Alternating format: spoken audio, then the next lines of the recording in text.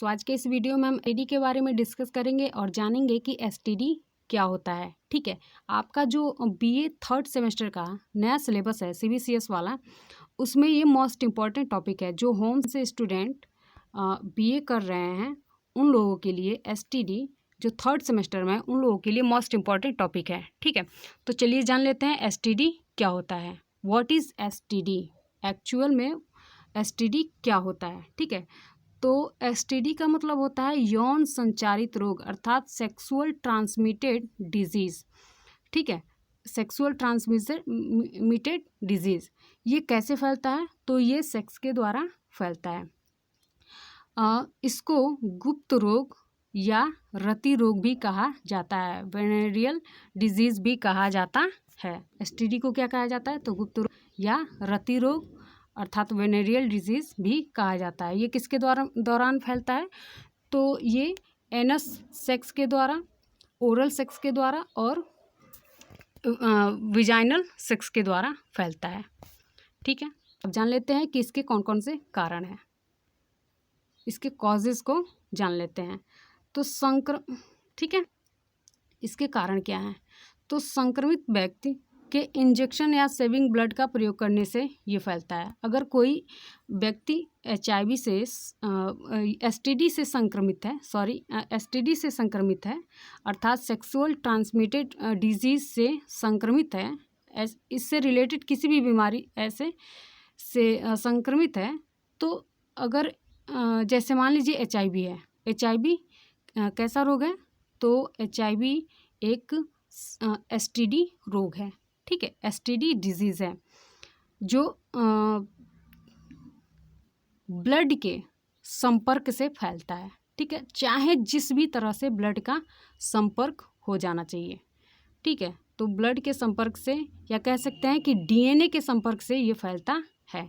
तो वही कह रहा है कि संक्रमित व्यक्ति के इंजेक्शन या सेविंग ब्लेड के प्रयोग से।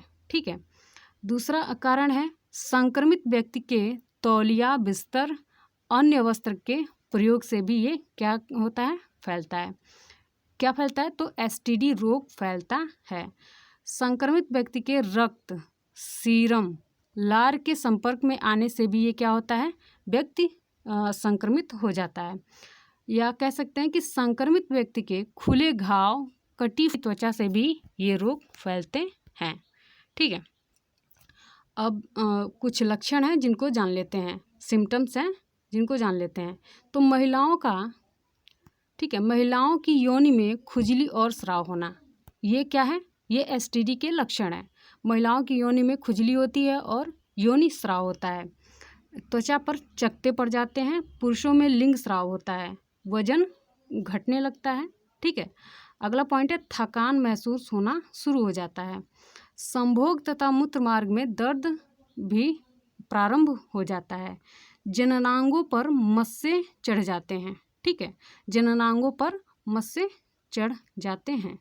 रात्रि में पसीना आना स्वाभाविक होता है, रात्रि में बहुत ज़्यादा पसीना आता है। ये सारे आपके एसटीडी के लक्षण हैं। ठीक है, तो अब जान लेते हैं टाइप्स ऑफ एसटीडी। एसटीडी कितने टाइप्स के होते हैं, तो ये कुछ टाइप्स हैं।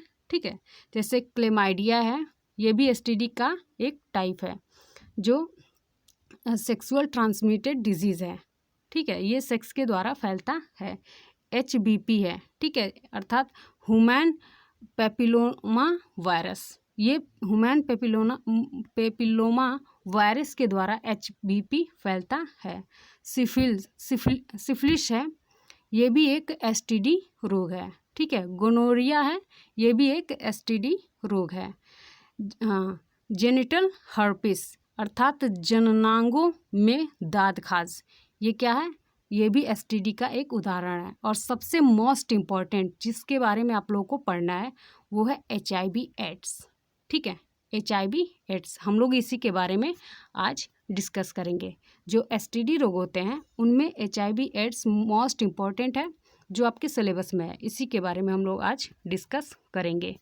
तो व्हाट इज़ एचआईवी, एचआईवी क्या होता है, तो एचआईवी एक तरह का वायरस होता है। एचआईवी एक तरह का वायरस होता है जो एड्स जैसी गंभीर बीमारी का कारण बनता है।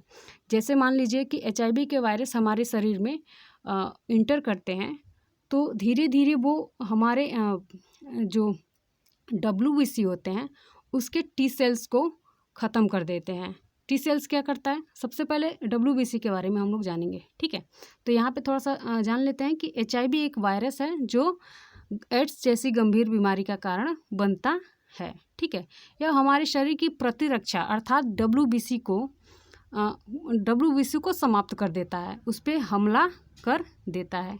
HIV का फुल फॉर्म क्या होता है, तो ह्यूमन इम्यूनोडेफिशिएंसी वायरस, अर्थात इसमें क्या होता है, ये जैसे ही हमारे बॉडी में इंटर करता है तो इम्यूनोडेफिशिएंसी अर्थात प्रतिरक्षा प्रणाली को ख़त्म कर देता है, उसकी डेफिशिएंसी कर देता है, इसलिए इसको HIV वायरस कहा जाता है, ठीक है।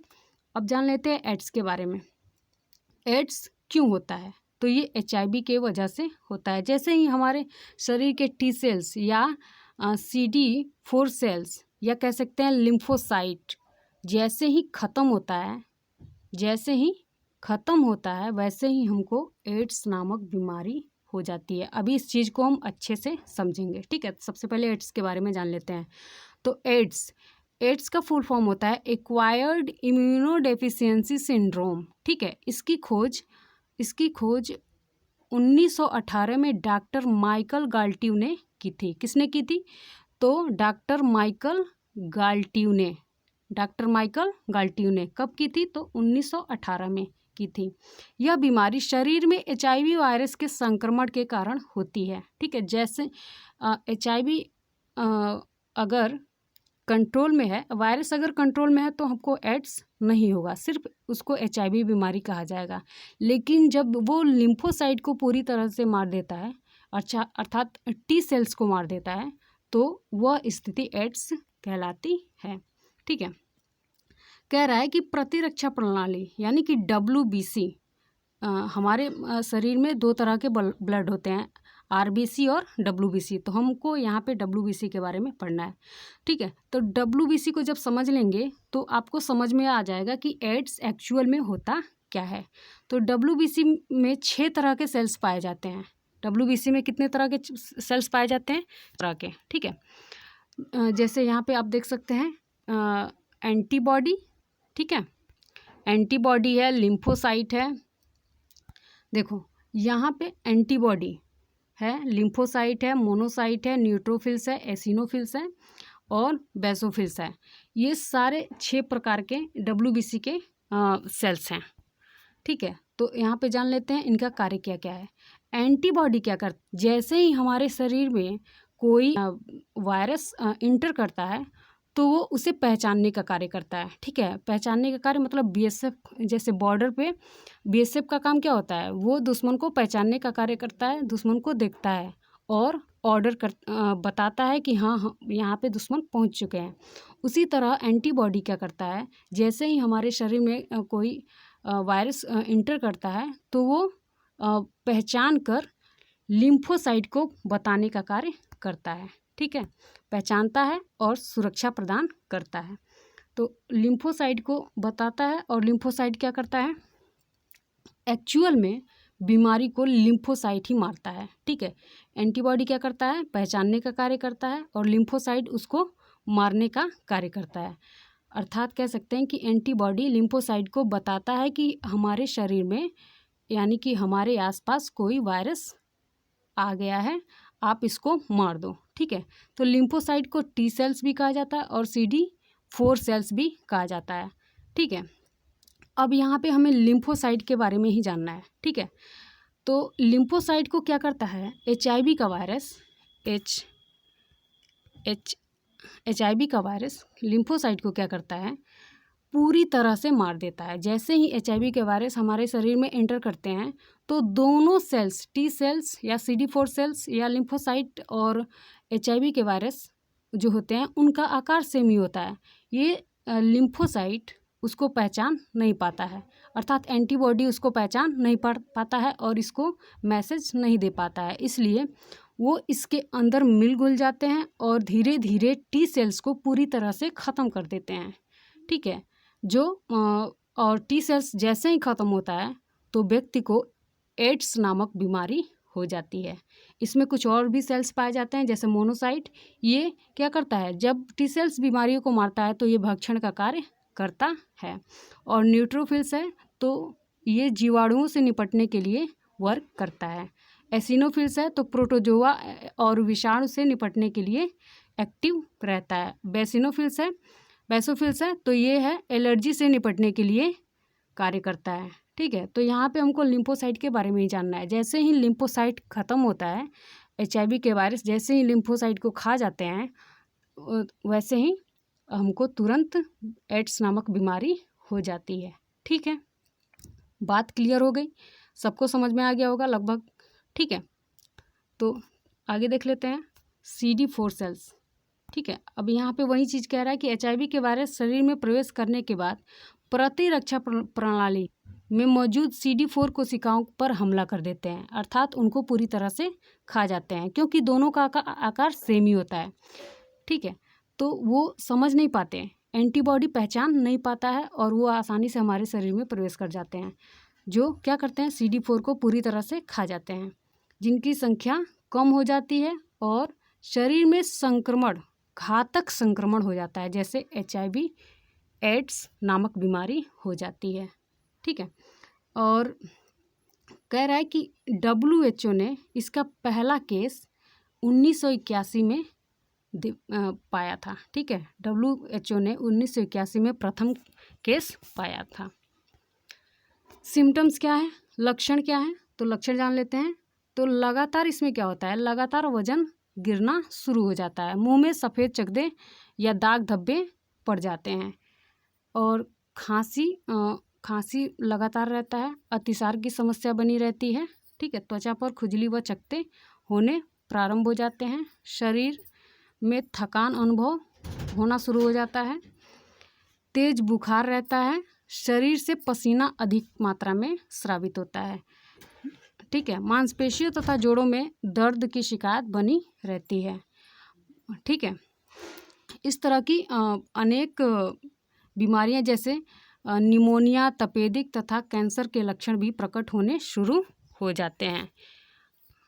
अब जान लेते हैं कैजेस, मतलब इसका कारण क्या होता है, HIV एड्स फैलने का क्या कारण होता है। तो जब संक्रमित व्यक्ति कह सकते हैं कि संक्रमित व्यक्ति का जब रक्त किसी सामान्य व्यक्ति को चढ़ा दिया जाता है, ये कह सकते हैं कि रक्त से रक्त का मिलन चाहे जैसे भी हो, तो HIV एड्स, HIV के वायरस इसी से फैलते हैं। रक्त से रक्त का संबंध, DNA से DNA का संबंध जैसे ही होता है वैसे ही ये HIV के वायरस नॉर्मल पर्सन के शरीर में प्रवेश कर जाते हैं। तो यहाँ पे कुछ कॉजेज़ दिए हैं, इनको जान लेते हैं।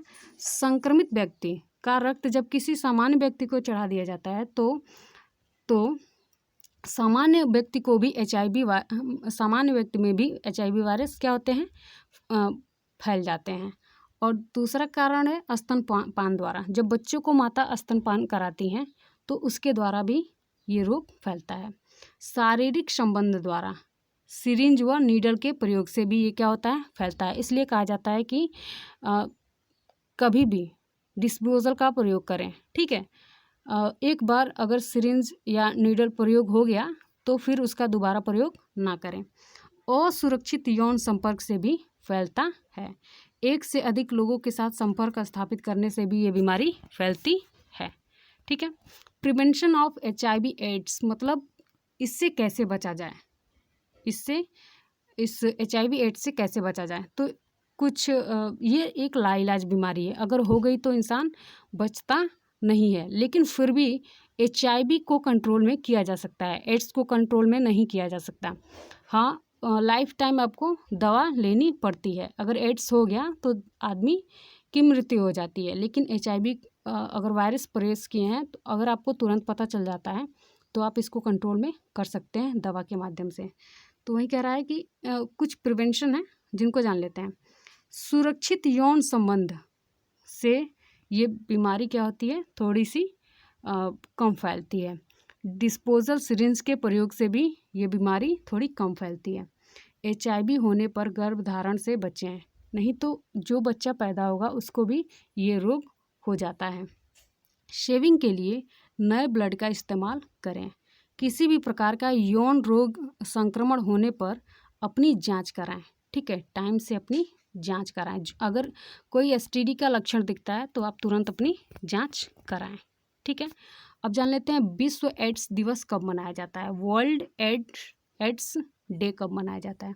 तो संपूर्ण विश्व में 1 दिसंबर को विश्व एड्स दिवस मनाया जाता है। कब मनाया जाता है, तो 1 दिसंबर को विश्व एड्स दिवस मनाया जाता है।